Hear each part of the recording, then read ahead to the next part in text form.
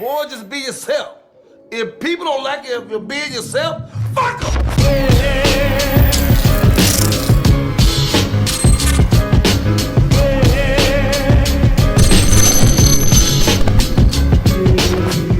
It's Big Los. Hollywood Kev. And welcome to another episode of The Noize. If you haven't yet, follow us on the big three, Facebook, Instagram, and Twitter at The Noize Podcast. And follow everything Beat Network at beatnetworkonline.com. Only because I caught this in the comments on the YouTube channel, I gotta say it here. Kev, my guy. What's going on? How are you, sir? I'm good. That was in the comments? Yeah, someone commented, I don't think it was their real name. I forgot what the hell the fake name was. But she said it on the episode. It said, I love when Lo says, Kev, my guy. Oh. So now I don't know. Is that like they was just loving how you said it, or were they loving the fact that you actually asked? I'm assuming it's the Kev, my guy, like with the excitement, because nothing about that is even remotely sexy. And I don't think I'll ever say that to you, sexy sir. I hope not.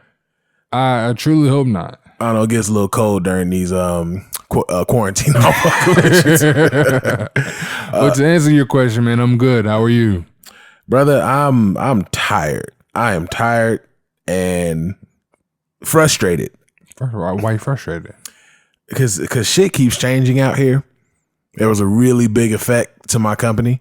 Not my company, but my brick and mortar job. Right. And that was pretty annoying to deal with. I'm not gonna go too much into it, but for those who know us personal enough, y'all know what's going on with my job. Annie Freeze. That's the name. So shout out to Annie Freeze if you are like the car stuff, or that's what I said. That's how I know it was a fake name. Oh my God, is that how it's spelled? It's spelled Annie, first name, last name Freeze. Huh. Either way, shout out to that person. So shout out to them. So that was specifically for them. But yeah, I'm just kind of maneuvering how certain shit is gonna go from now on. Right. I'm not really looking forward to said certain shit, but I mean, it is what it is, man. Y'all need to stay the fuck at home. Y'all fucking with my money now. But yeah, other than that, it's weird because I'm in a place of excitement and I'm in a place of frustration because of everything we have set up for next year, which we will get into next episode. I guess real quick, address the Tuesday-ness of this episode. It's late because that was our superpower. One of our superpowers that we gained during this winter solstice was extreme CPT. Is that a superpower though? Absolutely. Wouldn't being punctual a superpower? No, because if we're awakening natural black superpowers, it don't get more black than colored people time. You have a point there. It is, bruh. It's been the funniest conversations on social media dealing with this whole black people getting superpowers on December 21st thing. Yeah. My question is, why is it? I understand why the joke is what it is, but why is only black people getting superpowers? I don't understand. Not that I'm complaining, I just don't understand it. I think it started with like one. I'm gonna see if I can actually find the tweet here. First of all, so it's supposed to be the winter solstice. Mm-hmm. I've been seeing this because half of my black female friends are witches, so they've been talking about it. They've been so they claim. So they've been talking about it. They've been getting more information out about it. According to this. It says this year's solstice marks a massive event known as the Great Conjunction. And it's according to astrologist Chani Nicholas. Jupiter and Saturn will make a conjunction in the age of Aquarius. Okay. Initiating a new 200-year era for humanity. Right. So I guess it's been taken from that, saying that basically we're evolving. Black folks are evolving. But nowhere in that did it say black people. Okay, so and here's where you get to the now we all know that we're going to be the ones getting a superpower, because this is the tweet that I initially seen that's been going around as a meme. Right. It says, as black people, genetically, we are stronger and smarter than everyone else. We are more creative. On December 21st, our real DNA will be unlocked and majority will be able to do things we thought were fiction. Learn who you are as a people. They want to make us average. So starting today, we officially have powers. What do you think your actual superpower is? I don't know. Because as far as I can tell, it ain't hit yet. Maybe they don't color people time too. I think that I've mastered the superpower of no fucks given. Well, if that was the case, I started gaining that superpower about May of this year. Just the long building up, but I think I'm at like Wolverine, Captain America levels. Got you. Of my no fucks given. I also believe that my seasoning game is stronger. Okay. I made some chicken earlier today, which was goddamn delicious, and Jay Alonzo could attest to that as well. Okay. I think I'm balder. Is that possible? I think so. I believe so. But once you don't have hair, there's nothing else for it to be taken. Yeah, but it just gradually gets easier. Now I don't know if it's a superpower. It could be a negative power. Like, that I think maybe my hair, you're more efficient. Maybe I think my hair lived long enough to see itself become the villain. Is ultimately what happened. You got the LeBron James hairline. Yeah, except I'm letting it live. I will never forget that clip of AD telling LeBron, "Your hair." AD got mad big features, so you could clearly see this nigga saying to LeBron, "Your hair," and his shit was just folding up ever so slowly. And it's also weird because his hair was fucked up and it had the KD naps. Like if you're gonna get the piece, you gotta do something with it. Yeah. And personally, I've never wanted to go down that route, so I'm using my superpower of extreme black baldness to be even more, chocolate milk duddy. You know what I'm saying? Okay, I'm with it. I think I'm probably more creative now. Okay. Creative. I was already creative, but even more so. Like I can say within the last couple of days, I really was like, would I have thought of this a few months ago? One for this solstice. Yeah. So I think that made me more creative. My seasoning game has always been on strong, so I can't say that was a superpower. Maybe my reaction time. And what I mean by that is in driving. Boy, can't nobody on this planet tell me I can't drive. I should have been a NASCAR driver, for real. Hey, it's like 3 black people in there. Yeah, it's like 3. Hanging nooses on their garages and some more shit, but they're there. Outside of that, though, I'm still waiting for the full superpowers to kick in, You know what's so fucked up? And then I'm going to turn into the villain. You know what's so fucked up? Like, you can fuck around and get super strength. You could have laser vision. You could have, super speed. And I feel like your back would still be fucked up. Hopefully I get Wolverine thing, and it's like Wolverine just regenerates or something. It's like you could literally be running super speed across the world and then stop in Istanbul because your shit starts locking up like, all right. You just gotta get a real quick stretch in, you know what I'm saying? That's your kryptonite, bro. Is that back? Might be. So check it. What if I do a comic book, right? And I use this whole, obviously it's a joke, but I use this as inspiration. So it'd be a comic book and it starts off like, black people get superpowers, you know what I mean? And obviously you got different types of people, i.e. black people, and you got villains. So what if I make a whole comic book like that, but the superpowers and the villain are all black? That'd be dope. I think that can be, if I put some thought to it, I can make that happen. That almost sounds like what Static Shock should have been. Even though Static Shock was amazing, let me not say that. Static Shock was perfect. But you can still say that, but still not. Static Shock was amazing. Yeah, I mean, I think about that too. Like, I can use what's already out there in a sense and kind of create my own version, but make it better. Make it, in your case, make it what Static Shock should have been. Right. Stuff like that. I can make that happen, man. It's time for you to start writing. See, that's that superpower, creativity. Superpower kick right back in. Absolutely. And meanwhile, I'm sitting here using my superpower of old age with my receding hairline. Because as I'm sitting right now, my kryptonite, my Achilles heel, is more like an Achilles knee. I've had knee issues since like 7th grade. Bro. It's soon like, well, first of all, my major superpower, boom, I just found out what my superpower is. I now have super aggressive allergy-induced asthma. Have your allergies been starting up more this year? Nigga, I don't know what the fuck's been going on. And it's illegal to sneeze or cough. Oh, absolutely. And you know what's so bad about it? It's like, I'll sneeze and I don't back down. I sneeze and look at a nigga. Achoo, what's happening? What's good? Tell me I got something, my nigga. But dead ass though, like it's been, because we've been experiencing Ohio levels of weather out here, except no snow. Basically, yeah. But it's just the randomness of it. One day we were 49 degrees. Motherfuckers was still trying to go to the pool, but that's neither here nor there. Yeah. But it was 49 degrees, and the next day it was 70. Yeah, it was weird. It's weird. Or at least like 60 something. I mean, it was even definitely today, up there. Even today, I think it was 60. it's a week, well, shit, few days before Christmas, and it's 60 degrees outside. I just got done saying I was about to cut the air on because it's stuffy in the house right now. You know what I mean? Actually, one of our listeners, shout out to Justin, I think he even tweeted that it was like damn near finna be 80 where he was at. Bro, this shit is wild. You can't tell me that ozone layer ain't done so. Yeah, it's wraps. It's wraps. That's why you think the supervisors would get here quicker because it got through that layer. Pass the sticks. That's what he did. Exactly. Also saying to go and give up the sticks to science and just see where we can go from here. Let me ask you a question. And it's not really we're gonna get into this story, but I'm very curious.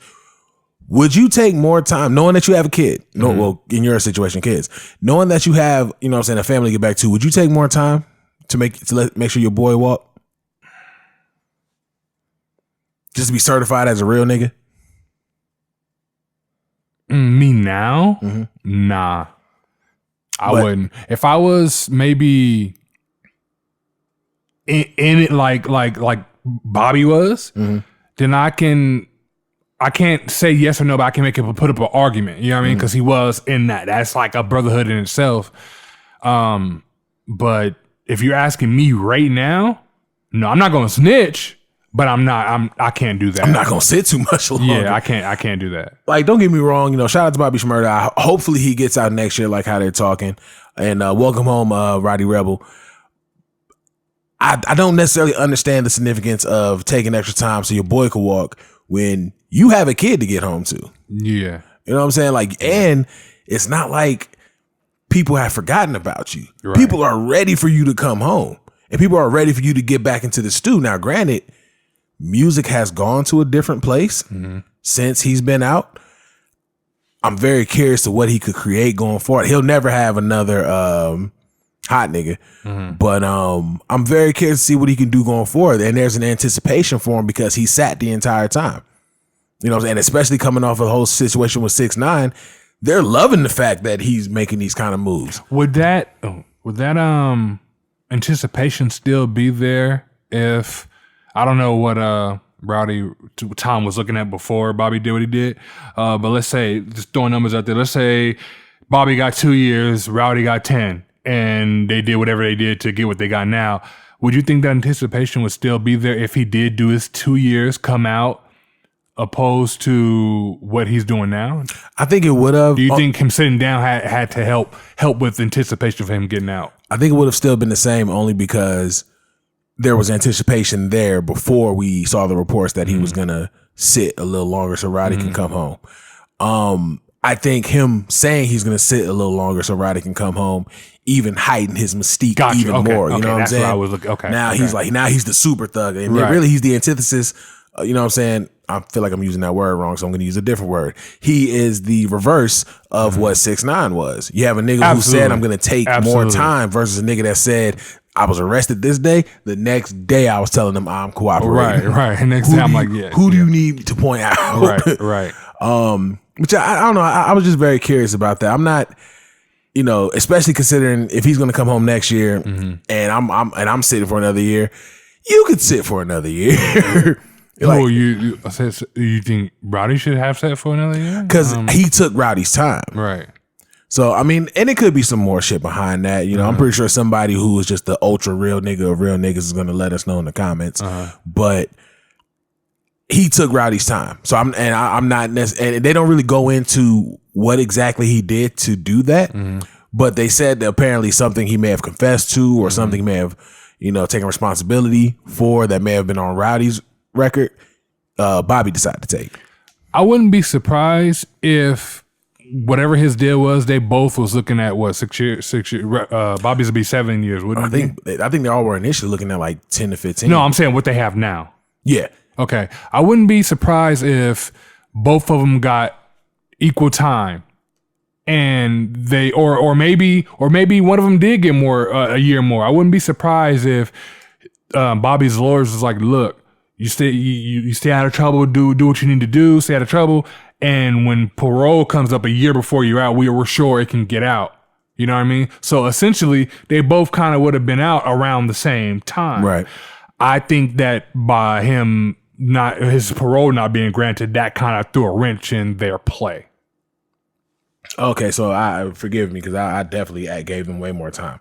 Roddy was supposed to do 6 to 7 years. And I'm assuming that's also what Bobby was supposed to do. But he initially did, let's see, as we Google doing the show, we're going to see exactly. So they say he did nearly 6 years. So he almost did majority of his time. Right. So they both was probably looking at the same time. Maybe Bobby would have got out a little bit earlier, had parole, been granted, you know what I mean? And you can expect that. This nigga doing any time. You can expect that. Right. So I think I wouldn't be surprised if that's what happened. And I also wouldn't be surprised if something happens to where Bobby got a year left. I wouldn't be surprised if he doesn't do that whole year. Here we go. He should probably do like half of that or something probably. So Bobby initially got 5 years. Roddy Rebel got 12 years. But Bobby accepted a plea deal that upped him to 7 years and allowed Roddy Rebel to get out this year. So next year would be close to 6 for Bobby. So he should, but he should be able to get out because he has a parole here and there. That's what I'm saying. I wouldn't be surprised if the next one he gets out. You know what I mean? I wouldn't be surprised. I kind of understand a little bit what the lawyers did in that. But again, to answer your question, if you're asking me now, I ain't gonna tell him nothing. Can you imagine being that lawyer? Like, you want to do what? Nah. Bro, you must enjoy paying me. I'll make sure you straight. Make sure your family's straight. Yeah. But nah.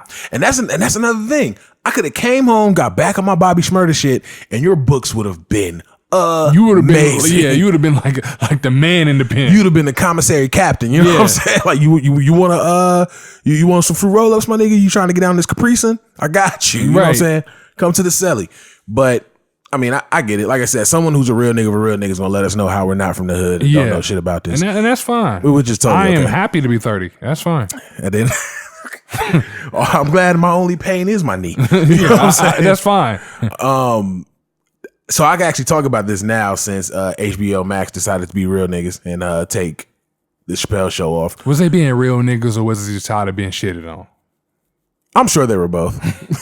I'm sure it was a combination of the two. But yeah, we're going to give them shout out as real niggas because right now, at least, because the content is goddamn amazing. Have you seen, especially because you're one of the conspiracy theorists and cult followers like myself, have you seen the Heaven's Gate Code of Cults mini doc? Oh my God. You just gave me something to watch when I get it is a 4-part mini series. Really? These motherfuckers are nuts, bruh. I just finished watching the Waco one. I don't know how I missed it. Oh, the David Koresh joint? On Netflix? Yeah. I don't know how I missed that joint, but I just finished Waco that one. Wild. There's another one that you may have to look on Fire Stick for that's about the Jonestown massacre. I think it's just called Jonestown. Now, with the Waco thing, now granted, they were doing this whole cult thing. I'm not for that. But outside of that, the police kind of fucked that up. Absolutely. Well, that's the thing, because people, they was with it. The Waco, they was with it. They was busting back on. They was with it. Oh yeah, they was with the function. Then it was like, you know what? They have way more guns. Yeah, let's just we're gonna kill ourselves anyway. Yeah, let's go ahead and just torch this bitch out now. But Waco's death toll wasn't shit compared to Jonestown or Heaven's Gate. Now Georgetown, I think Georgetown is the largest mass suicide. Period. Heaven's Gate is the largest mass suicide in American history. So these cats, their whole thing was they was going to get aboard a spaceship and ride a spaceship to heaven. I heard of Heaven Gate. I heard of that cult, but I didn't know they had a documentary. Gotcha. Okay, cool. So we can skip all that. These niggas are nuts. Yeah. First of all, the what was it? Aurora, one of those from Star Trek, the black, like the first black chick on Star Trek. Her brother was one of them. And he ended up killing himself. And I felt like I've heard that, but just forgot. That Craig Mack was in? No. It was a different code. Right? It was a completely different code. Okay. I thought you said it was difficult. I'm like, difficult? Why was it difficult? I was like, oh, wait, I got you. But yeah. But ultimately, I'm watching this shit and I'm like, you have to be in a real fucked up place to let a nigga leading your cult tell you, I'm Jesus. Cut your dicks off. Yeah. Let's get on this here spaceship. That's like, I'm cool. I'm cool off all what that. What does my dick have to do with us getting on this spaceship? All right, so I'm just gonna ruin this one part. That's fine. It's a doc. I'm just fine. I'm about to say it's a doc, so it's all public knowledge. That's fine. So the leader of it was gay. And a lot of the members were gay as well. And they look at the body as vehicles. And he was saying that his vehicle was attracted to his personal assistance vehicle. So he ended up kicking him out the group. The dude he kicked out went on to kill himself after everybody else killed himself because he was like, I'm trying to catch up to them. Yeah. I need to get on the spaceship. You know what I'm saying? I need to go ahead and get up out of here. But he ended up releasing them. So he said, to never feel this again, we're going to castrate ourselves. And the dude that came up with the idea, so I don't pop a boner again. But dog, the build up to this shit made sex seem like such a fucking problem. I thought you were about to say amazing. I'm like, oh, she didn't cut your dick off. What's going on? And so that being said, no, but it made so much sense to them. And it made sex seem like such a shitty situation because one dude was I'd like, relish in that shitty situation. It's one of the greatest shitty situations ever. I've ever been in. I've been in some shitty situations. He said, if I had to choose. But one of the dudes, he ends up leaving. He was like one of the super, you know what I'm saying, I got your back type cats. So one of the dudes, he decides to leave because he couldn't stop jacking off. Right. That's how bad. This nigga's on camera talking about it, about to cry. Yo. You know what I'm saying? Meanwhile, motherfuckers watching like, yeah, that's crazy. We'll bust one off after this stuff. Right. You know what I'm saying? I'm gonna handle myself after this. But that's how soon as it's done, I'm going soon as back. It's done, I'm on X and X. But they were that's how committed they were. So when it came down to finally doing the castrations, the dude was like, I wanted to go first. I wanted to get it done first, but I knew that so-and-so who suggested it, he was going to try to go first because he was like a teacher's pet. I'm like, do y'all hear ourselves? Did anybody hear the conversation? Did anybody like be like, hey, yo, I don't know if we should do this? I'm going to get to that. So the teacher's pet guy, he's like, I'm going to do it. I'm going to do it. And the guy that said he couldn't stop jacking off, he was like, oh, man, I wanted to get my dick cut off first. And when it came... So do they have to get hard to cut the dick off or is it... So I found out about that as well.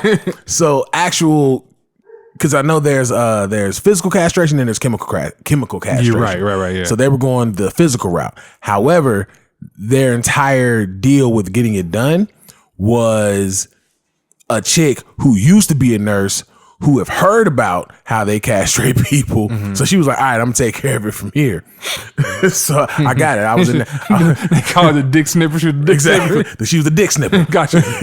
So when it finally came down time to do it, it was like, cool. So dude laid down. He's all excited and shit. You know what I'm saying? So they said they did snip. And then the one remaining testicle immediately started swelling up. Wait a minute. So are they cutting off the pecker or are they cutting off the ball? They're cutting off the balls. Okay. So castration is basically, I mean, you can get the whole dick cut off. Right. Yeah, I didn't know. They treat it the same way as neutering a dog. Gotcha. So they cut one testicle off and they said the other one immediately started swelling. And the leader snapped out of all that shit. Was like, he said, I've gone too far. Y'all need to take me to jail. But all these other people are so brainwashed that they're like, no, we're going to figure this out. Yo, this was the funniest shit ever. They said, dude said that he called they called another church. They called a few churches and asked the pastors, are y'all familiar with castration for the Lord? And they were imagine getting that phone call. That would literally make a preacher be like, the fuck? Right. The fuck? You can get off my phone. I'm sorry. Let me spectacles, wild and watch. You know what I'm saying? But I was like, y'all started calling random churches. It was just out the gate. Hey, how you doing? Praise God, all that. Quick question. When you cut your dick off, did your balls swell? You didn't cut your dick off. Well, you're not a good Christian, first of all. So they're all confused. All these churches still got their dicks. This is crazy. So they said, okay, fuck it, we're gonna take him to the hospital. This is the crazy shit. And the way and it's funny because they had like this music playing behind it that just seemed so somber. I wonder what dude's thought process was rushing to the hospital with one ball. Like, he went back to the group. He was one of the people that killed themselves. He was like, I'm ready to get healed and get back. I don't want to fuck nobody now. You know what I mean? But it was so funny because they're playing this somber music and it just feels like, oh gosh, they went through this situation. It's so sad. They were brainwashed.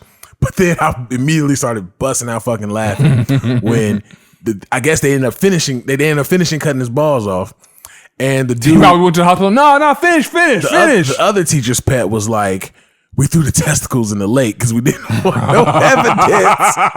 And they had an animation of dude dropping the testicle, and you just hear the bloop.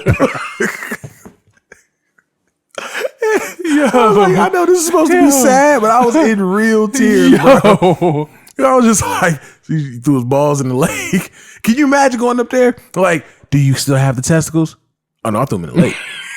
Those are gone. Y'all got to just stitch them up. What if just walking around with a kibasa?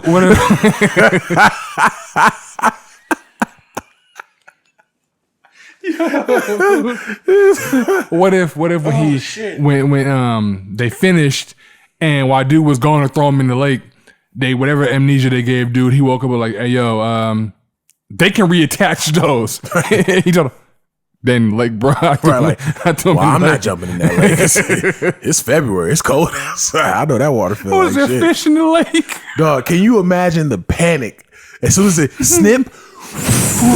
Yeah, motherfuckers like, oh, that's not supposed to. Bruh, when you're the leader, you say, oh, I fucked up real bad.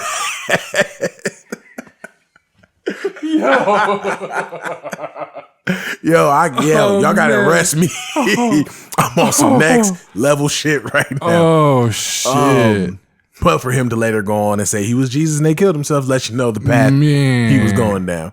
But what the crazy part is, you would think that would be the end of cutting of the dicks. Mm-hmm. They said a few months later, they found a doctor who agreed to do it for a sum of money. And the leader and two other niggas got their balls cut off. One of the members was like, I'm out.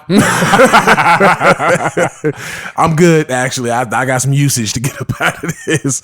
I'm going to go ahead and make my move. Whoa. Can you imagine? Well, obviously, we would never be in this situation, but that shit was crazy. Like, you're hearing all this wild ass shit about this cult, and you finally decide to done when it's come time to cutting balls off. All this other shit made sense. All it took was be like, nah, on this UFO. You know what I'm saying? Cat's been in this group 21, 22 plus fucking years.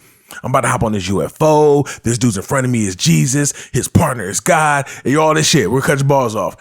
I'm going to officially became Muslim that day. They don't cut dicks off them. Whoa. For the Nation of Islam. They don't do that. Are there any black cults?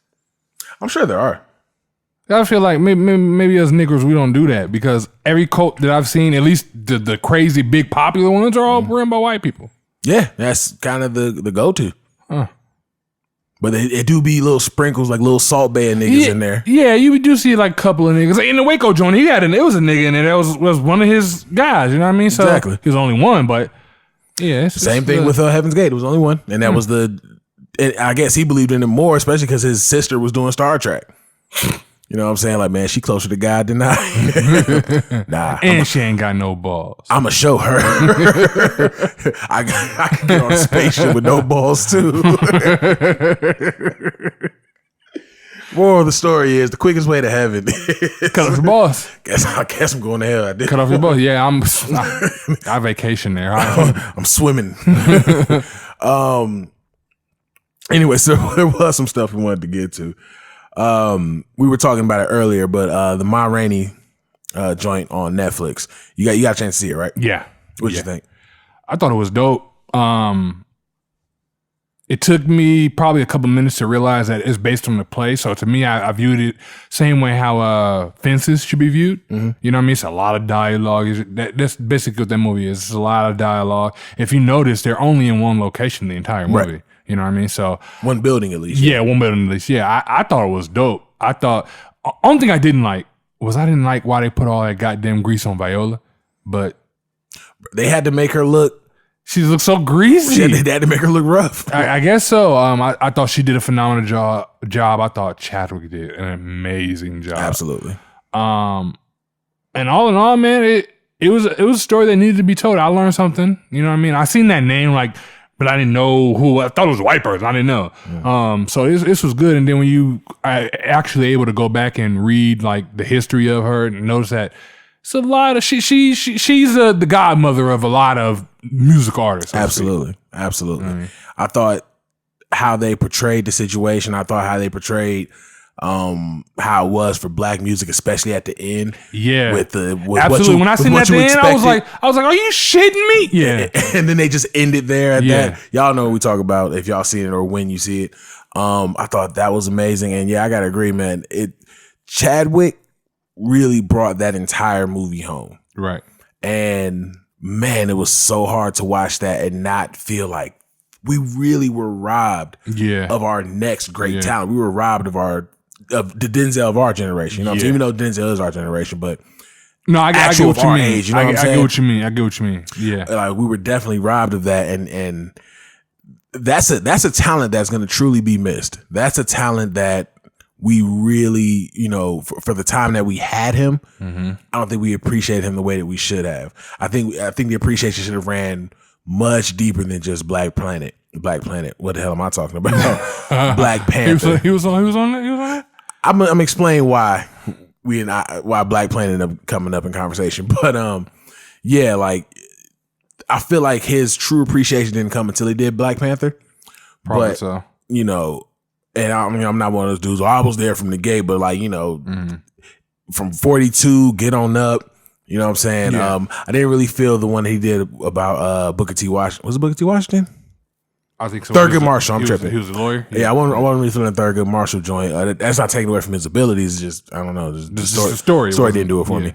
But, just his roles, The Name of the King, the Netflix joint, like he's always been just nasty. Like he's been just like he captures every time he gets on camera. He's one of those actors to where when you watch him do something else, you watch that character opposed to when I watched 21 Bridges, I watched him play a cop, not Black Panther play a cop. Right. Opposed to if you was to see Robert Downey Jr. and Doolittle, you like, Iron Man's playing Doolittle. Right. Doolittle, you know what I mean? And it's really hard to see him as anything else other than Tony Stark's now. Right. You know what I mean? So no, I get you. I was I can't say I didn't know his first role. I realized his first role, I don't even know if that's his first role, but his first early appearance that I seen him on was Lincoln Heights. Yeah. Lincoln Heights. That was his first major role. Yeah, he was in that. And I was like, oh, okay. And I saw that late. You know what I mean? So I was like, okay, Chadwick. But my very first knowing him as an adult was 42. And at that time, that year, I had really thought heavy, like, I want to try this acting thing out, right? So of course you when you think about something like that, you have your own pipe dreams and stuff like that. So I was like, yeah. At the time, I was like, I can do this and potentially get cast. I can play Jackie Robinson. Ironically, I was going to the movies and the preview that they showed was him playing Jack Robinson. So that was my, you know what I mean? So I grew up was like, I want to work with that guy one day. Somehow, some way, I want to work with that guy. So with everything that happened, I was like, unfortunately, it's not going to happen. And seeing the Ma Rainey, that just showed like, no, that was that gem. He was definitely that gem. That's another thing that makes it sad, though, is that there are a lot of up-and-coming actors right now that have Chadwick Boseman in their pocket of one of the people that they're going to work with. Yeah. You know what I'm saying? It's, again, the same way people had it. I get to work with Denzel Washington. Absolutely, I'm excited. I got to figure out how to go in there and not act like a little bitch, once I'm around Denzel Washington and watching him act. And another comparison, this is my last time bringing up Denzel Washington, another comparison to that GOAT is what you just got done mentioning. When you watch him in movies, you don't see T'Challa acting as Jackie Robinson, acting as James Brown, you know what I'm saying, acting as a cop. You see Chadwick Boseman. He was able to encompass every role and become that person and really show his technique. Because when you watched The Equalizer, you didn't see Alonzo. You saw Denzel as the Equalizer. Yeah, exactly. You know what I mean? Exactly. So, that I feel like that's a rare thing that a lot of new actors are starting to kind of chip away from. Like, don't get me wrong, there are a lot of cats who are amazing actors, but it's like you almost play the same person in everything. Okay. But then you look at somebody like Tom Hanks from playing, his character in Philadelphia to playing fucking Captain Phillips to playing Walt Disney. You don't think that's Tom Hanks. You think it's those people. Yeah. Now I want to ask you something. Do you think it when an actor doesn't, I don't want to say, when an actor does not do that, far as when you see them in other roles, you see them as whatever the role they're playing, i.e. how we feel about Robert Downey Jr. Do you think that diminishes the actor's ability? Or do you think it's kind of, I guess you can say it's a testament because he played that character so well. Like we watched Robert Downey Jr. play Iron Man so well. So when we see him in other stuff, we're like, that's Iron Man and other stuff. Does that diminish him as an actor, or is that just mean he played that role so good? I think it's a 50-50 situation. The only reason I say that is because I don't know how familiar you were with Robert Downey Jr.'s work before Iron Man. I wasn't at all. But my brother's a movie buff, so we grew up watching all that shit. To me, one of my favorite roles from him was his role in Zodiac. But that's always been Robert Downey Jr. character. He's always been in a sense, he's kind of typecasted, to be all the way honest with you. He's always been the smart ass. He's always been the brash, braggadocious, ego-driven dude, whether he was playing a drug addict or he was playing a billionaire and see, that's superhero. That's what hurts me with him in his new movie. Because I think after Iron Man, not completely, but like one or two or whatever, he played in that movie with Jamie Foxx. I think it's called The Pianist or something like that. And his character, the way he acts and the way he talks, I was like, no, that's Iron Man. Not as in looks, but just how he was acting. That's I was like, Iron Man, right? Yeah, you know what I mean? So it's hard for me to watch him in other stuff. I at least appreciated him in Sherlock Holmes, though, for sure, because that absolutely. Sherlock Holmes, yes. He had to become a completely different nigga, right? Yeah, that Sherlock Holmes, I agree. That I did see Sherlock Holmes and not Robert Downey Jr. Right. You know who else has this? Well, black actors don't have that, though. If you really think about it, there are not black actors out there who really, I can say, who is in that situation, I would say. That just plays themselves? That just plays themselves every character. Even Bokeem Woodbine plays a different person. Are we counting rappers turned actors? No. Okay. I'm about to say no. Will Smith for sure. LL Cool J for sure. Yeah, no, I'm talking about somebody that was my career is acting and I did that. Great example with Bokeem Woodbine because when he came up, he was always the hood nigga. Right. And everything. And then as he got older, he finally was allowed to branch off to other things. Exactly. I feel that the same way you just mentioned Bokeem Woodbine, I'm gonna raise you and I'm gonna give you Michael K. Williams. Now, the thing I fear with Michael K. Williams is he takes on all these extra roles because he doesn't want to be typecasted because of the scar going along his face. He doesn't want to be typecasted as the hood nigga. But now he's starting to get typecasted as the hardcore gay dude. Either that or he's getting typecasted as the hard one. Think about when we got Lovecraft County. He was his father, but he was a hard father. Right. You know what I mean? Yeah, he's definitely always typecasted as the hard dude, and then they'll end up sprinkling in the fact that he's homosexual. Because you got, of course, The Wire, Omar was gay. Lovecraft Country, like you just mentioned, the father, hard dude, but in the closet. And then I was just watching the movie the other day. It was another movie I think he was in, he was gay too. Yeah, I think it's probably the movie I'm about to mention. Oh God, I was about to not Trial 9. What the hell is it called? It's gonna irk me. But there's another movie with the dude from 12 Years a Slave, the guy from Breaking Bad, the guy from Walking Dead. It's a bunch of people in the movie. And Gal Gadot. That's the only name I can remember at the moment. But there's a movie in there. He's playing a full transsexual in that. Wow. And you know, I didn't even realize that was him because he was talking to him. I was like, okay, so that's clearly a guy. That's the first thing my place was. Okay, that's clearly a guy. And then he sat down. I was like, that Michael K. Williams. And I like, it's just weird because you try to escape one form of typecasting just to get caught into another. So do you accept the other? Do you accept the second, you know what I'm saying, the secondary typecast? Because at the end of the day, typecasting is typecasting. You know, that's the reason that a lot of people turn down Marvel movies because a lot of times you'll get into a Marvel movie and now you're stuck. Like, I don't see how Chris Evans gets out of not being Captain America anymore. And that's funny you bring that up because I was thinking about him in this conversation. There was another movie that I think I seen that he was in, or in that movie. What's that movie that was recent? It's a movie that he was in recently. It's supposed to be like a whodunit mystery type movie or whatever. I think I know what you're talking about. He was in that movie, but I didn't see Captain America playing that role. I saw Chris Evans playing that role. He's another actor that, even though he bodied Captain America, when I see him other stuff, I don't see Captain America. I don't know. I feel like I'm the opposite because I'm so used to seeing him as other shit that when he became Captain America, to me, I'm like, okay, well, now that's Captain America. I think that helps, though. I think that helps seeing them in other stuff. I think that prior to their role that they are that person, I think that helps. You know what I mean? Because if your introduction to him, my introduction to Robert Downey Jr. was Iron Man. Right. So he was always Iron Man. Always Iron Man, right. But if your introduction was Captain America, you probably would be like, wise. Same thing with Robert Pattinson. Your introduction probably was Twilight. Yeah. So why is Edward Cullen playing a fucking Batman? Meanwhile, I've seen him in other stuff where I'm like, okay, no, he probably can do that. You know what I mean? So right. I think it's the same thing. But to answer your question, I think the route that actors need to do, I'm speaking like for me at least, how I've put it in my head if I was typecasted is you have to make your own. Michael K. Williams, produce your own shit for a second. Show everybody that you can do other shit. So then other shit starts happening. But if you keep taking this role and this is going to be your hard gay dude, then I'm pretty sure your next role is going to be the hard gay dude because you're going to body this role. You're going to always be that first thought for it. Exactly. It's the same, again, going back to Bokeem Woodbine. Until he started branching out and he just started to flat out refuse the hood nigga roles. Mm-hmm. Until you started to branch out, that's just what you're going to always get stuck with. Mm-hmm. That's why I applaud Michael B. Jordan. Yeah, absolutely. For him saying, no, I'm going for the roles even the white that they're supposed to be for the white people. Yeah. Yes, so I'm not stuck.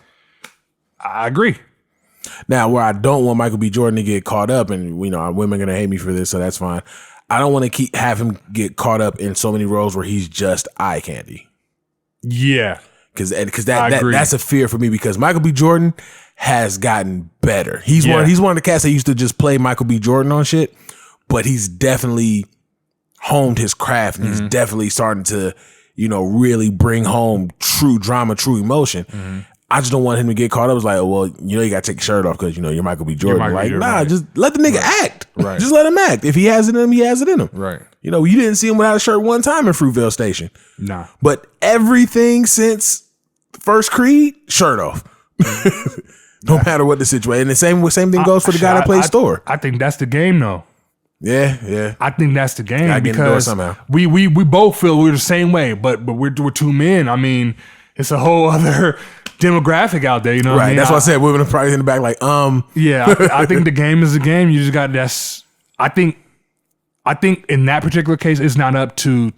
We can want it and be fully right in it. I think it's up to the actors to be like, no, I'm not just gonna be eye candy. Right. I'm not just gonna take my shirt off. If I take my shirt off, you gonna get these tears, goddamn. You know what I mean? It got to be it got to be on them to do it. Right. But that's actually a great place to bring it back to where we started with this conversation to Chadwick Boseman. You look at a guy like Chadwick Boseman who got in incredible shape to play Black Panther, had all the shirt off scenes, really could have turned into the sex symbol actor because people were starting to get more attracted to him. And as the cancer started to eat away at him, he still was doing roles. Mm-hmm. You look at him in the Ma Rainey film, he was skin and bones. He was looking like how we seen when people were being assholes. Me personally, when I look into his eyes, I can see it. Yeah. You can see pain. Yeah. You can see he was going through it. However, he acted his way through that shit. Man, he acted his ass off in it. But you look at situations like that, his whole body changed. You know who else was good at who ended up pulling that off pretty effortlessly? Why am I drawing a blank on so many names right now? He played Batman. We'll see what your magic powers is not remembering shit. Oh, though I knew I was gonna get those powers. That's another kryptonite right there. Christian Bale, because Christian Bale did The Machinist. Yeah, and he lost all that weight, got down to literally a stick figure, and then bulked up crazy for Batman. Mm-hmm. You know what I'm saying? To the point where this is Christian Bale, but fuck, he is really honing into these characters. You know what I mean? Even though it's a special talent. The movie was trash, 50 did it. Even though the movie was trash, he did it wrong though. Yeah, he believed in that project way too much. But like you said, 50 was able to do it. 50 was definitely able to do it. R.I.P. Chadwick Boseman, man. Yeah, we really lost a gem there. Yeah. And I do hope, as you spoke on, I do hope that whatever motivation he gave to another young actor, to another young Chadwick Boseman, go out there and do that shit. Absolutely. Get it done, because us as black people watching the big screen, not used to seeing us up there. Yeah. And when we are up there, we have to, adhere to a stigma, of black men and black women. Thank God we've been able to break past that now, because of actors like Chadwick Boseman. Absolutely. And Viola Davis too. Absolutely. Shout out to Viola. Let's sing her praises real quick before we get off of this. That woman is a chameleon, bro. Yeah. It's insane. Like, I saw she was Ma. She was Annalise. Like, I didn't see one. She was all them people. She was all those people. And I remember hearing somebody say, like, Viola Davis is easily on route to being the black Meryl Streep. I agree with that. She just needs to get those Meryl Streep roles. Not saying that, to get these white roles, but we need to create something black that's going to put her in that category of being the next Meryl Streep. So when you see Viola Davis' name on that nomination board, you might as well just chalk that shit up. Viola gonna get that. The same way they look at Meryl Streep. Yeah. Another one went through a crazy body transformation for this role and got down to amazing. I think she's about to play like a secret agent or something like that coming up. They had a documentary about the Ma Rainey movie. Viola was looking so good. Really? She got herself right. You know what I'm saying? So, you got to applaud that woman. And just looking at things that she's done and her trajectory, where she's about to go, it's so crazy to consider that her first major role, she was in the movie for 3 minutes, had, I think, 2 pages of lines, and was nominated for a fucking Oscar. Yeah, that tells you everything you need to know about her skill. And that's her first movie. When you can give a person so little and they do, and you got a best supporting actress nod, for 3 minutes of work. Come on, man, give that woman her flowers while we have her here. And another person too, that I think people should be on the lookout for. Unfortunately, I do not know his real name, but the person who in Ma Rainey, the person who played Culver. Yeah, I know you're talking about. I've started to see him in a lot more stuff. Definitely. I was introduced to him from Fear of the Walking Dead, but since then, I've been seeing him in, it seemed like damn near every other movie he's in. He's been around. He's been like the super and he can't wait for this actor. role to look like, He's been around as like the super supporting actor for some time. So, it's good seeing him in such a talkative role because it is showing that he has the ability to capture you. You know what I'm saying? When he's on screen, man, that's what I love about, being black, that we're in these situations that we have to make ourselves stand out. But when we do it, we're so fucking good at it. Right. One of the things I love also about being black is we all know that we've been given the short end of the stick since black people were introduced to this country. But since then, we have really been able to change shit from sugar to sugar. Right. You know what I mean? We've been really able to do that. So when we get in positions where we are standing out, the world can't help to look and be like, damn, I wish I can do that. Right. You know what I mean? I think that's probably a superpower we all have. Absolutely. I love it. Absolutely.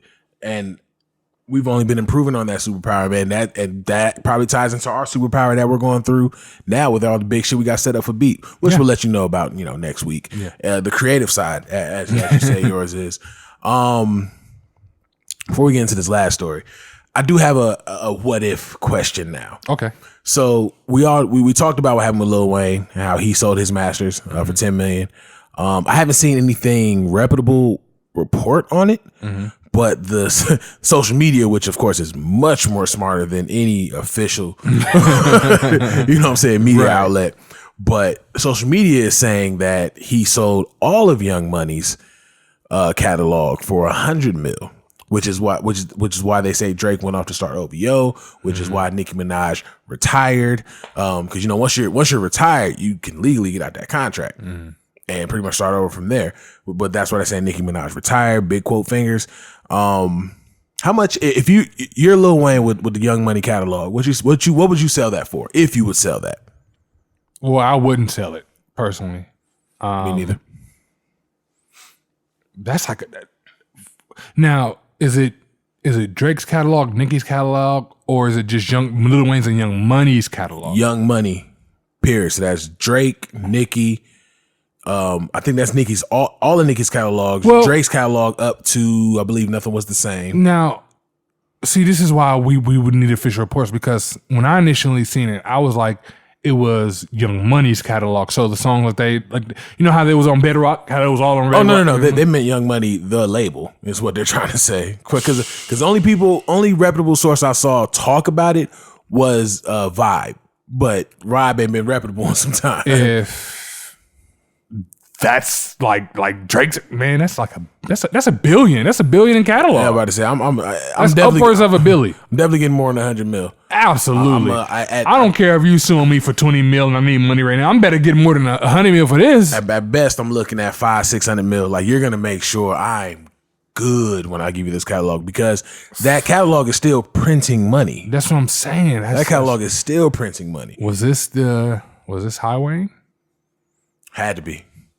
I don't know. I for all this was patting his pockets like, I'm out of lean.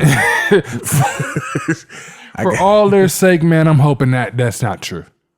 I'm hoping that's true. I really do hope. And if it is true, Drake, you better beat Lil Wayne's ass. Oh, you got to see me. You got to see me head up. Yeah. But that's another thing that does, create that, is this true situation? Because anytime they would say, oh, Drake's about to leave Young Money, Cash Money, Nick's about to leave Young Money, Cash Money, they refute that shit same day, next day sometimes. True.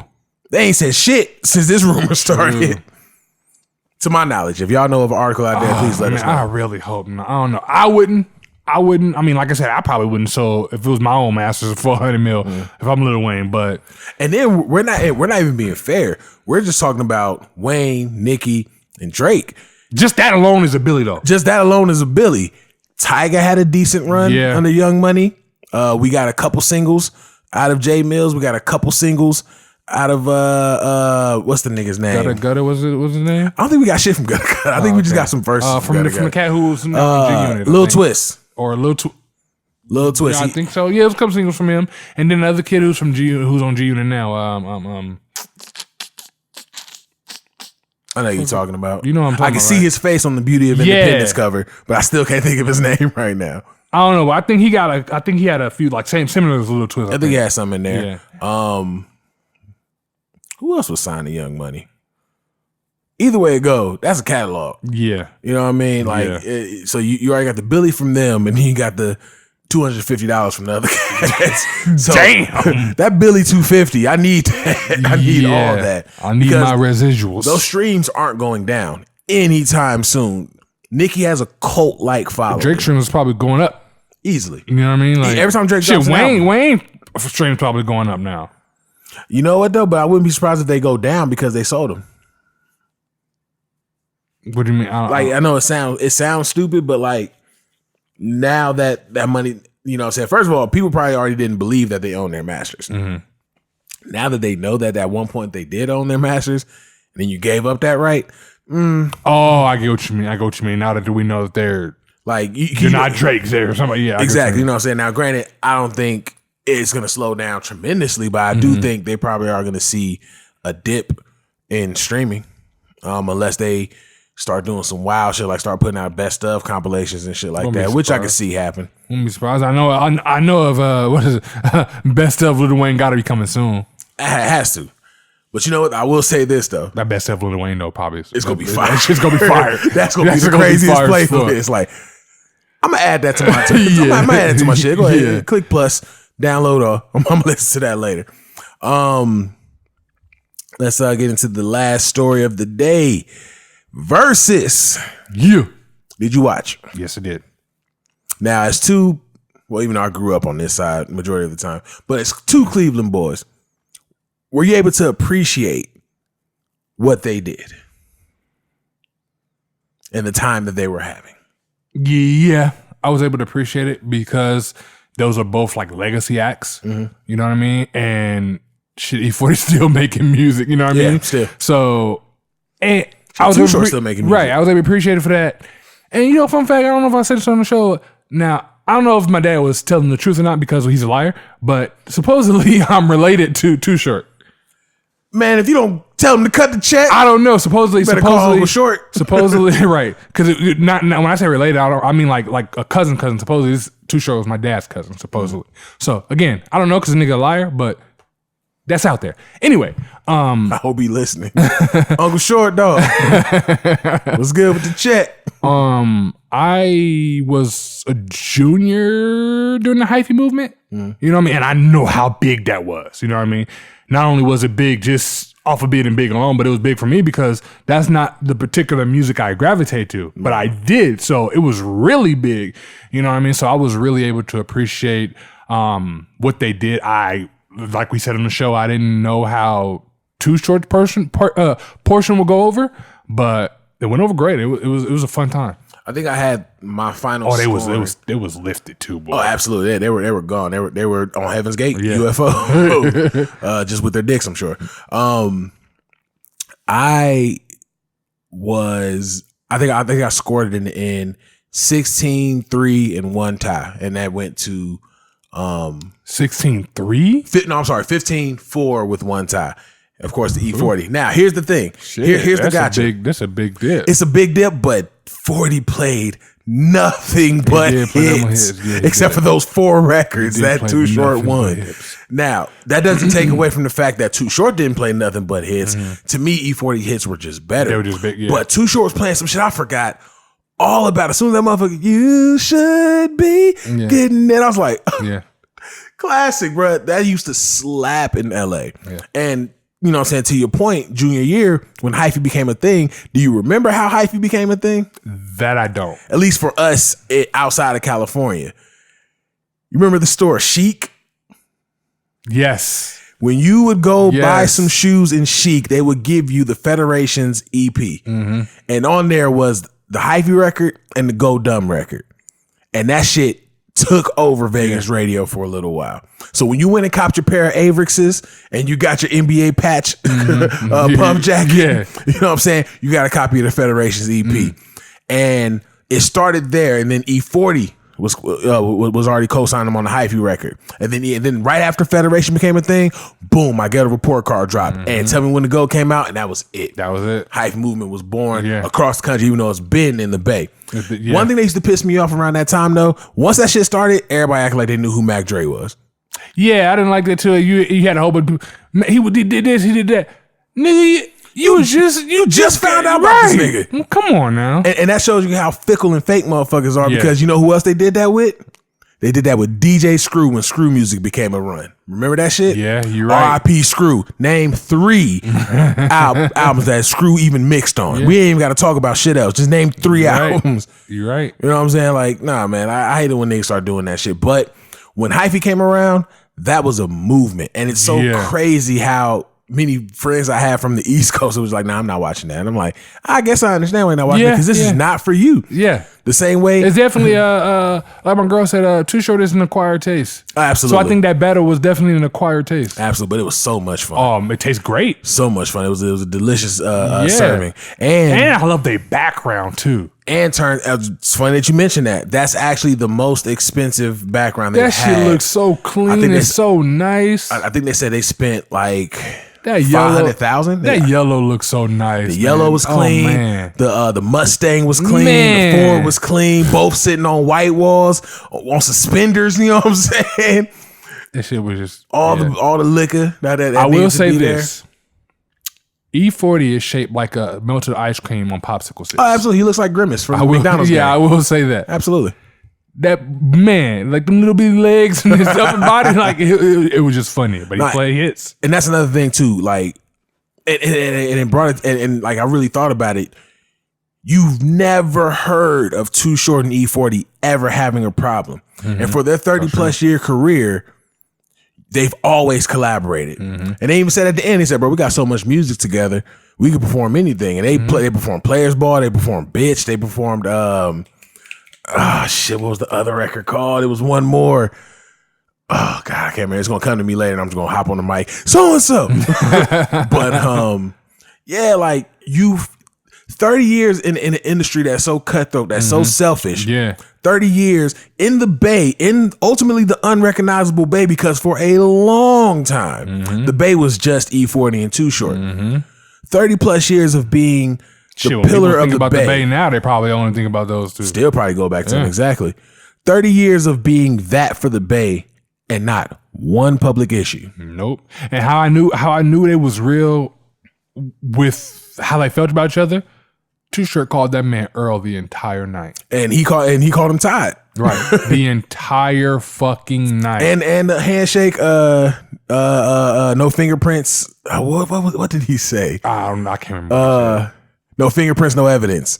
There we go. Yep. You know what I'm saying? And I'm like, dog, I enjoy seeing friendship because it's such a rare thing. It's so fucking fake because of what social media is now. Just like I said on last episode, I said, when talking about Verzus, I said a person gets to go play their music with their friend. Yes. One thing that happens in the rap industry is that niggas big bro everybody. Yeah. So much so that now motherfuckers you don't know who really is. You don't know who big bro because guess what? When this nigga go broke, he ain't big bro. You know what I'm saying? Niggas ain't big bro no more. Yeah. I'm me, you're you. Yeah. Trust me, Craig Mack was probably plenty of niggas big bro. And this nigga died broken in a cult. So I'm like, you see niggas big bro niggas every fucking day. Everything about Too Short and E40 I believed. Yeah. Everything about that. Because it's genuine and it's genuine love. And it's also a showing, which I wish niggas would fucking learn. Bruh, it's 4,500 rappers from the Bronx specifically. And all them niggas had problems with each other. The Bay had two niggas who were running shit. And then one nigga that was running shit in the Bay, Mac Dre. Not a single problem with any of them. Nobody fought for that spot. I want to be the Bay Area. Look how niggas fight. Look how niggas try to fight to get out the local scene in Vegas. They realize, nigga, it's enough for all of us. It's enough for all of us, but everybody want to have a problem with everybody. Everybody want to talk about how this other niggas grind. And that's why nobody's coming out of Vegas. It was just these two niggas from the Bay. Yeah. And 30 years, I said, look, I'm a coaster right alongside you. Every time I drop something, we gonna collaborate. We gonna do something. We're gonna make this shit crack. Bruh, that is so just few and far between. Yeah, that doesn't happen. Especially in hip hop. Like that shit doesn't. You don't see genuine black friendship. Men. Especially amongst black men. Yeah. Absolutely. Shit, black people in general. Yeah. You see how some of these female rappers are going at each other's throats over the dumbest fucking shit now? Yeah. You know what I'm saying? So it's like when you see a genuine friendship, I love that shit because I'm one of the cats that really takes all my friendships to heart. Because once I call you my friend, once I call you my bros, there's nothing I won't do for you. You know what I'm saying? It don't matter how far I got to travel. It don't matter if I'm literally, you know what I'm saying, or figuratively giving you the shirt off my back. No matter what the situation is, I take that shit seriously. So when I see an example of that in an industry that is as cutthroat as it is, and then get just amazing music and get so many reminders of living in LA, everything about that Versus battle felt amazing. Yeah, I agree. And I think I did cut it off like right when I thought it was going to end. But then I think they went like a little bit longer. They went like another hour. Yeah. They went like another hour after that. Yeah. And it was, Give me your top 3 Versus battles so far. Ooh, Snoop versus DMX. Jonte Austin versus Neo. Ooh, that last slot. Let me see. Okay. Can I give you 5? No particular order? Give me 5, no order. So those two that I just mentioned, Lil Jon versus T-Pain. Of course, for the Roots, Beanie Man versus Bounty Killer. And let's see, what's a good 5th? No particular order, by the way. So when I say 5th, I'm just saying the 5th thing that I'm naming. I want to put Jeezy and I want to put Jeezy and Gucci up there just for what happened at the end, but I couldn't enjoy watching that because I just knew someone was gonna get shot. Right. So, but I'll say that as an honorable mention. Who's the last good one? I'm gonna table the 5th. Okay. I'll come back to the 5th. Well, we got a Mount Rushmore. Okay. Okay. So who's yours? Just give me your 4, I guess, since I gave you 4. My 4, honestly, I think my 4 might be the same as yours. But if I go in order, I got Jonte and Neo first, Snoop second, Beanie Man third. And who'd you say was a 4th one? Lil Jon did, that's how mine would go. You know what? I would in that 5th spot, I would have to put E40 and Too Short. Even though it was to my scorecard, it was a wash.